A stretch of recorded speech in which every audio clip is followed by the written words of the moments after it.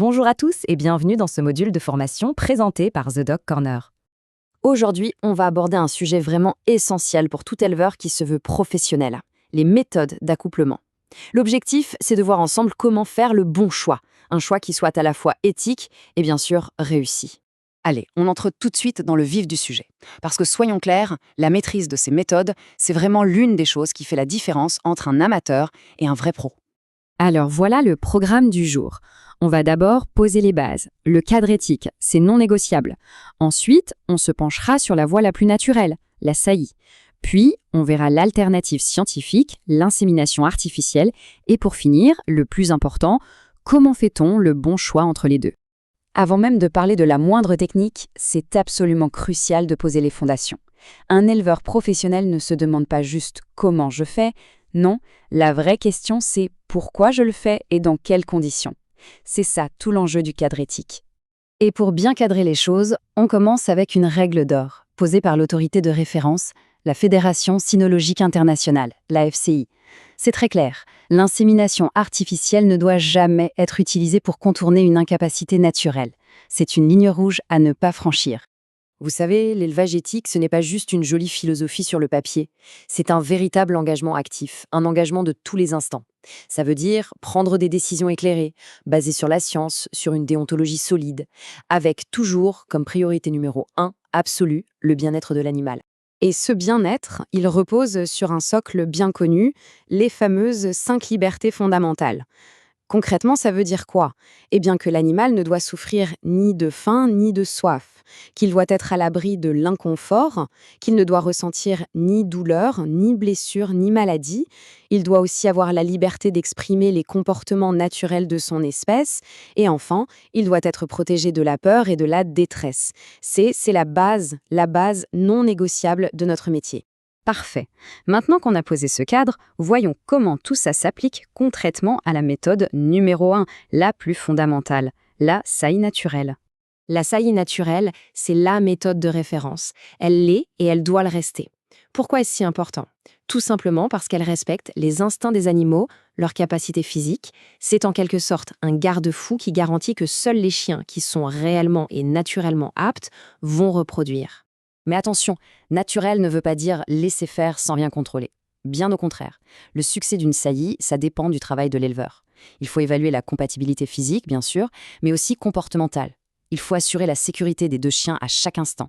Et puis, il y a toute la question du suivi du cycle de la femelle pour trouver le timing parfait. C'est un vrai travail de pro. Ok, passons maintenant à l'alternative scientifique. On va parler de l'insémination artificielle.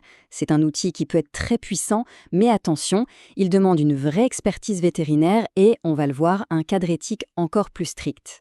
L'insémination artificielle, qu'on appelle aussi IA, c'est un acte 100% vétérinaire. J'insiste bien là-dessus, ce n'est pas quelque chose qu'on décide de faire à la légère. C'est vraiment un outil scientifique à n'utiliser que dans des cas bien précis et bien justifiés. Et là, on arrive au point le plus crucial concernant l'IA. Il faut le voir comme un outil, et surtout pas comme une rustine pour cacher un problème. La FCI, encore une fois, est limpide là-dessus. Si un animal n'est pas capable de se reproduire ou de mettre bas par lui-même naturellement, il n'a tout simplement pas sa place dans un programme d'élevage. Fin de la discussion. Voilà, on a donc nos deux options sur la table. Et c'est là qu'intervient la responsabilité de l'éleveur moderne. Savoir quand, et surtout pourquoi, choisir l'une ou l'autre de ces méthodes. La grande question donc, saillie naturelle ou insémination artificielle ? Pour y répondre correctement, il ne suffit pas de regarder l'aspect technique. La décision est avant toute autre chose une décision éthique. Ce tableau résume assez bien les choses. D'un côté, on a le processus naturel, instinctif, basé sur le comportement des chiens. De l'autre, un acte clinique, une procédure vétérinaire. Alors oui, l'IA peut aider à passer outre certains obstacles, comme la distance géographique par exemple, mais elle soulève immédiatement une question éthique de fond.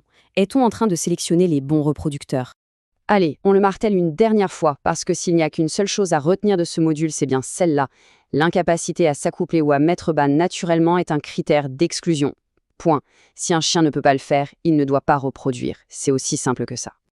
Alors, concrètement, comment on fait pour être sûr de prendre la bonne décision ? C'est un processus en 3 temps, très logique. D'abord, une évaluation super rigoureuse de ces animaux. Santé, tempérament, compatibilité, tout y passe. Deuxièmement, on doit connaître sur le bout des doigts les directives éthiques, celles de la FCI, mais aussi de son club de race.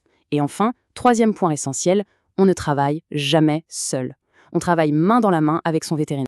C'est cette capacité à faire le bon choix systématiquement qui fait toute la différence. C'est ça, être un professionnel.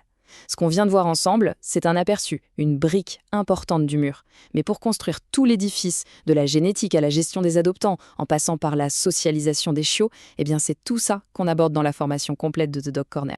On arrive au terme de cette présentation. Et je voudrais vous laisser avec une dernière pensée. Être un éleveur d'excellence, ce n'est pas un titre qu'on obtient un jour, c'est un engagement qu'on renouvelle au quotidien. Un engagement à se former, à se remettre en question et à toujours viser le plus haut niveau d'éthique possible. La vraie question est donc, est-on prêt à relever ce défi chaque jour? Merci beaucoup pour votre attention.